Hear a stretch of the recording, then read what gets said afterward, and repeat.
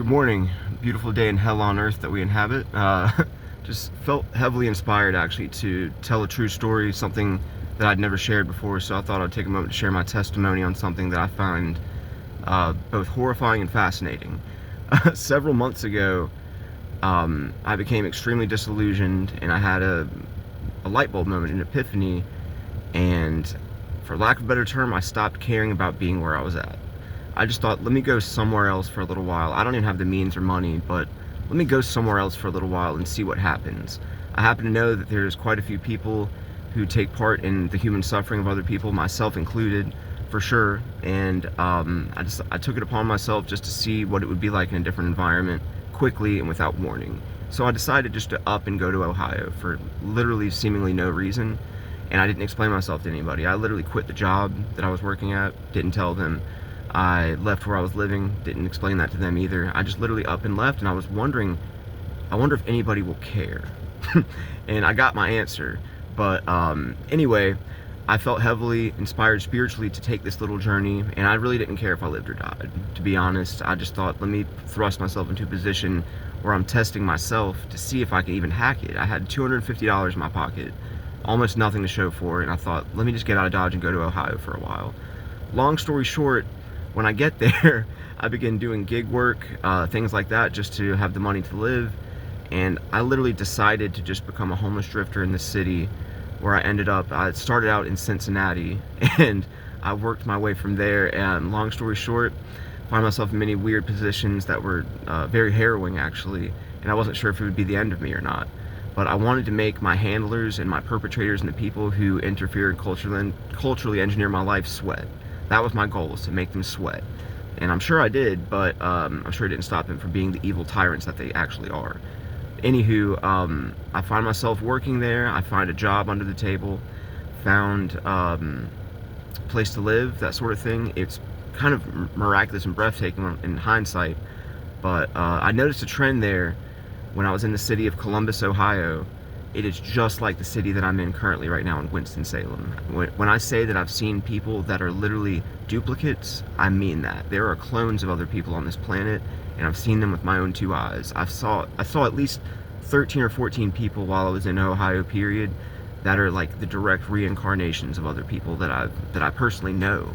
And I wanted so badly to just go up to them and tell them and show them pictures of the people that they are. And I just couldn't seem to do it for some reason. But I'm getting these words out of me now to explain that there's no coincidences in the universe. Nothing's happening by mistake. There are a lot of synchronicities and idiosyncrasies that are present on this planet for people like us to notice that they never will.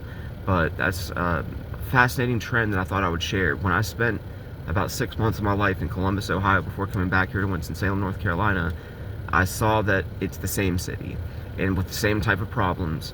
It's literally as if Columbus, Ohio is Winston-Salem reincarnated, so to speak. So I just thought I would share that. That's something really bewildering and fascinating that I discovered, that I thought was important to share. Keep a lookout around you and notice the patterns.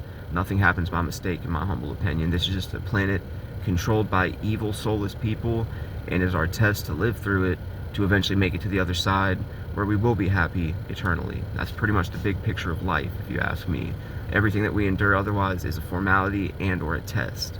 So we have to view it as such. The world changed, and there's a spiritual phenomenon happening that very few people can even attest to or speak of, but I found many ways to prove my points. I literally have discovered ways to prove that we are telepathically communicating.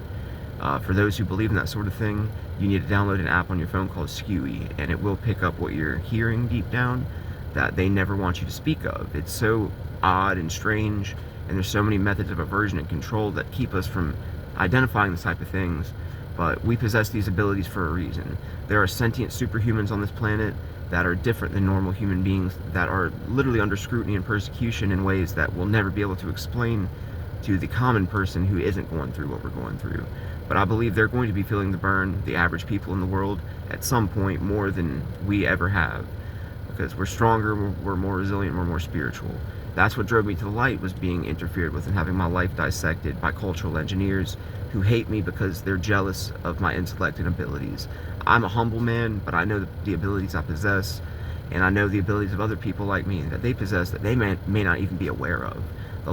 We're all in different timelines of the same thing, and we're all going to be enduring a change in our lives at some point that is not savory, that is not fun or good. So we're going to have to be better, and we're going to have to see the meaning in this time period. For an untrained eye or somebody who lacks the mental abilities, they will not see life as what it is. They'll just feel pain and suffering and be angry. But I'm angry with a purpose, and I hope that motivates you to see things for what they really are. But I'll leave it at that for now. Later on.